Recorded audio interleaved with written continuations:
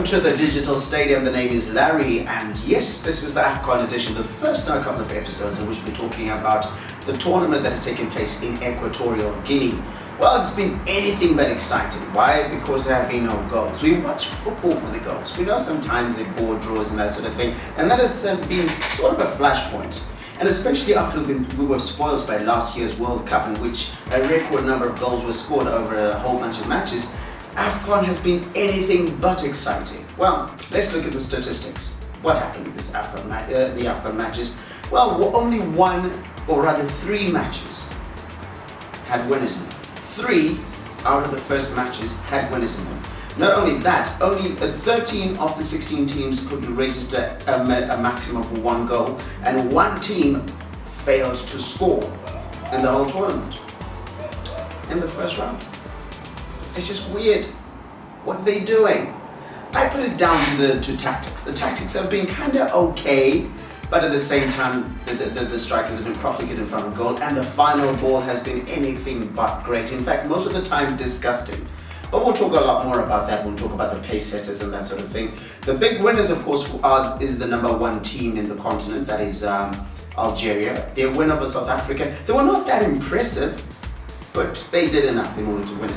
Anyway, we're going to get into more detail about that. Let's talk about the first match, that match between Ivory Coast and Guinea. Ivory Coast came into the tournament as well, favorites. Well, I'll say fan favorites, not favorites, because they don't have Didier Drogba anymore. They've got Wilfred Bonny. Let's face it, scored only 1 goal during the qualifiers. He's gone to Manchester City, where he's been doing well in England after scoring more goals than anybody else in the English Premier League, scoring 20 goals in 2014, but hasn't really been doing it for Ivory Coast.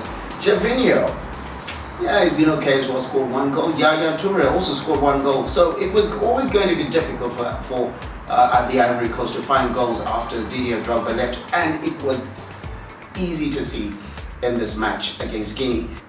Guinea came to the match not bothered at all about the pedigree that the Ivory Coast has had. They've been finalists a couple of times. They came in and played football.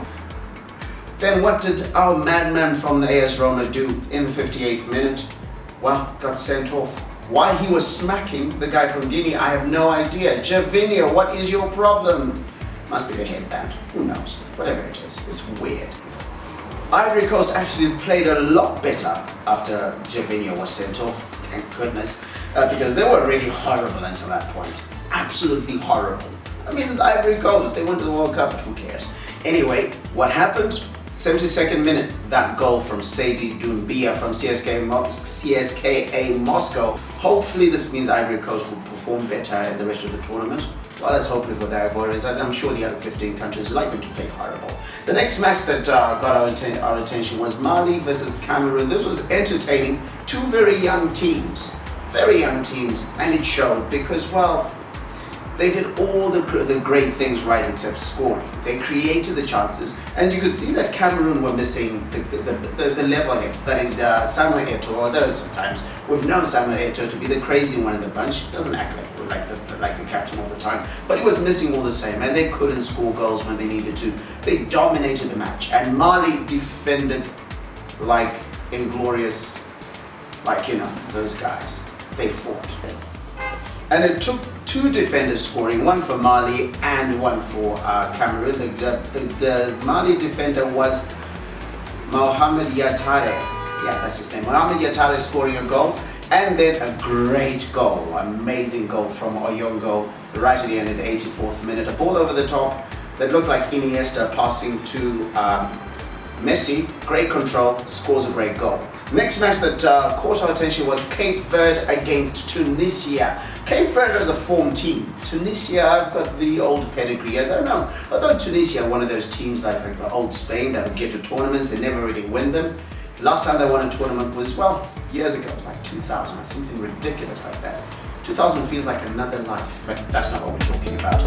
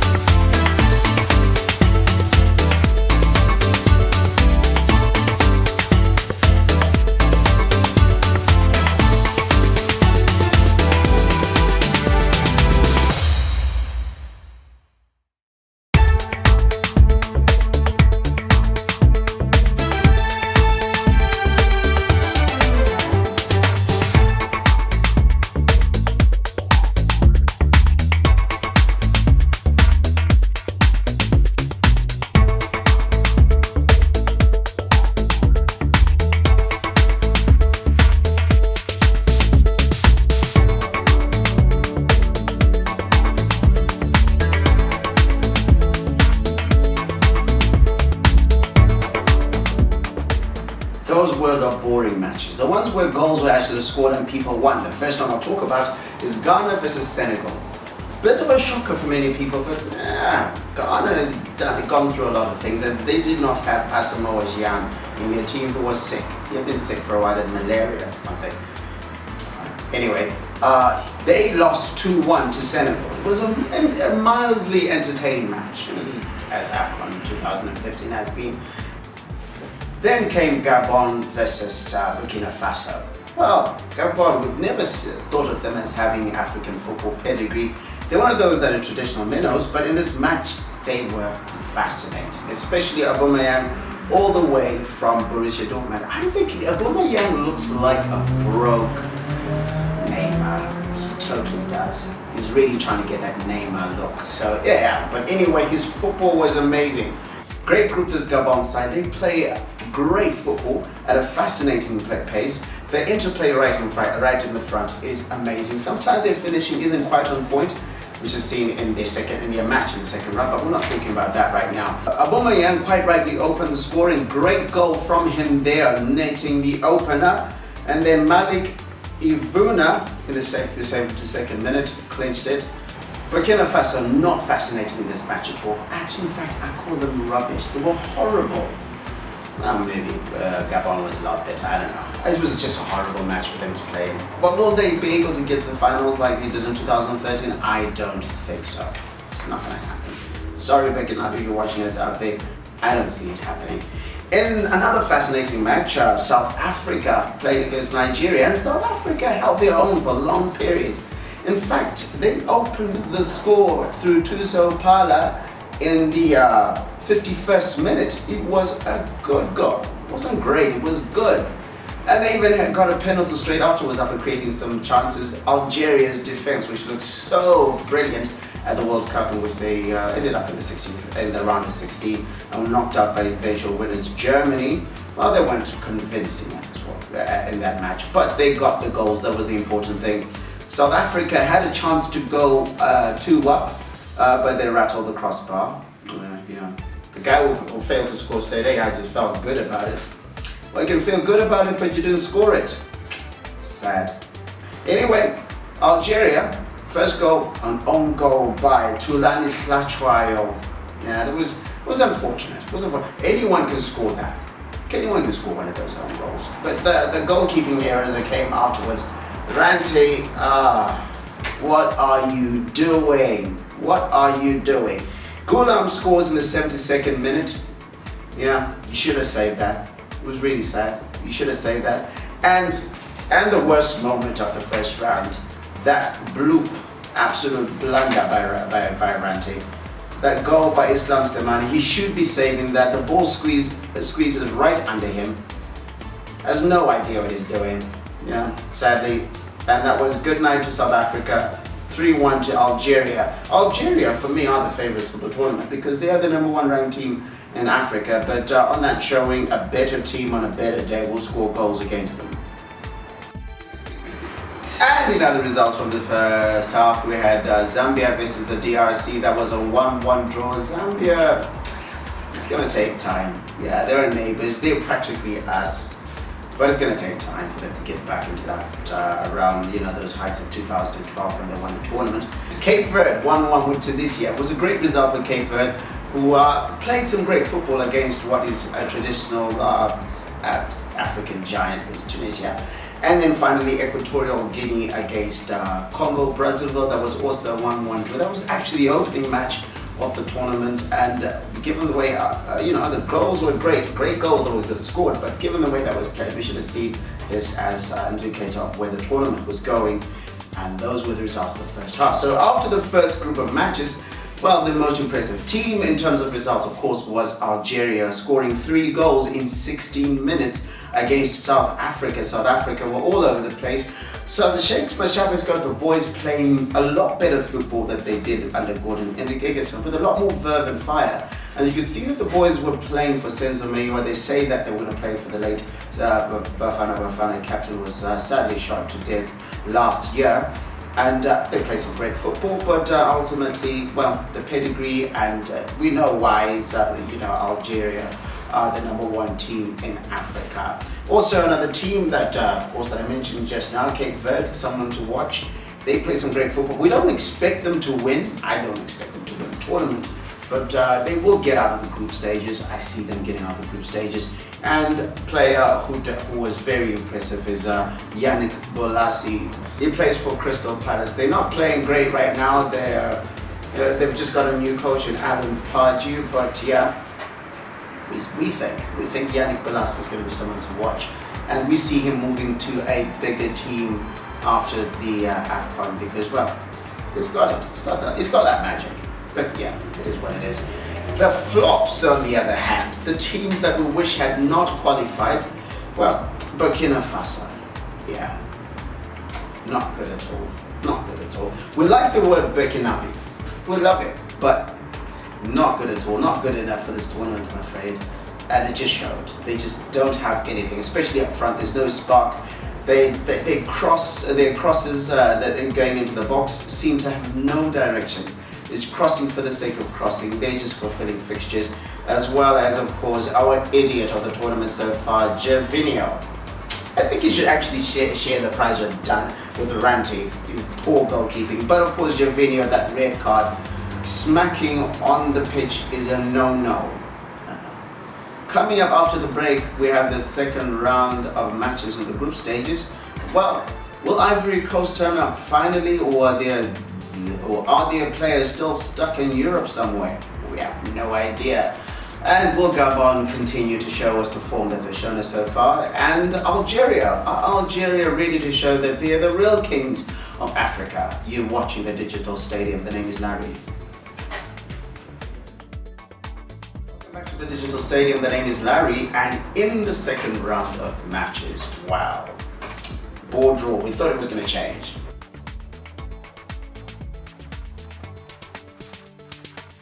So, well, that ended as 0-0 and very little goal mouth action.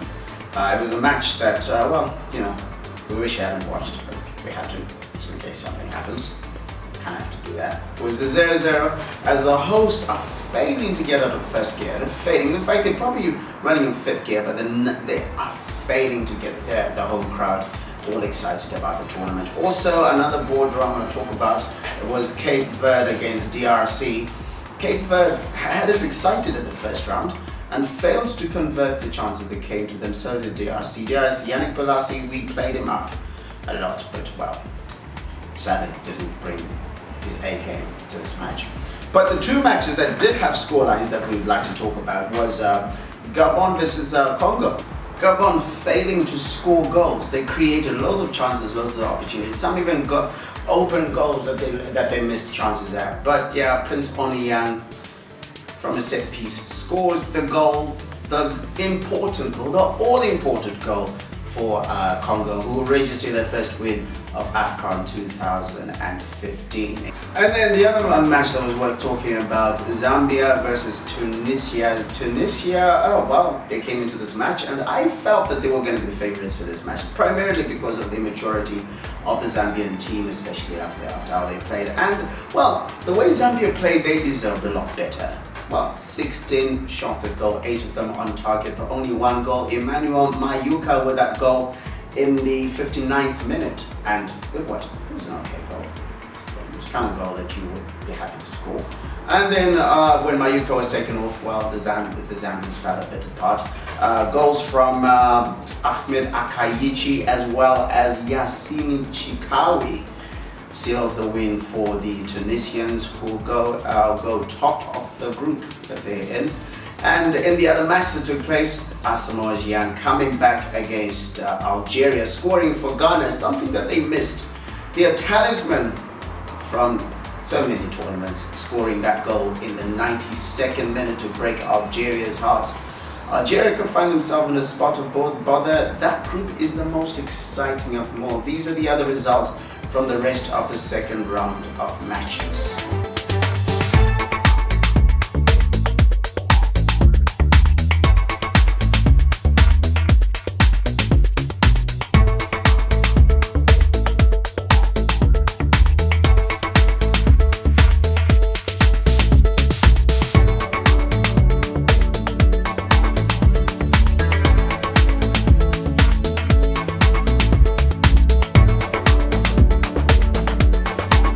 It's finally poised to go into the last round of matches of Afcon 2015, the first round of matches.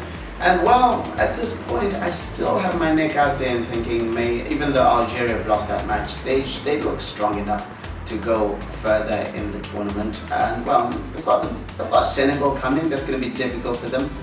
And Cape Verde, they've still got a chance to get through. And well, Ghana have decided they've got a thing or two to say as far as this tournament is concerned. But yeah, with that I say thank you very much for joining the Digital Stadium Afcon edition. The name is Larry. Watch out for the next episode.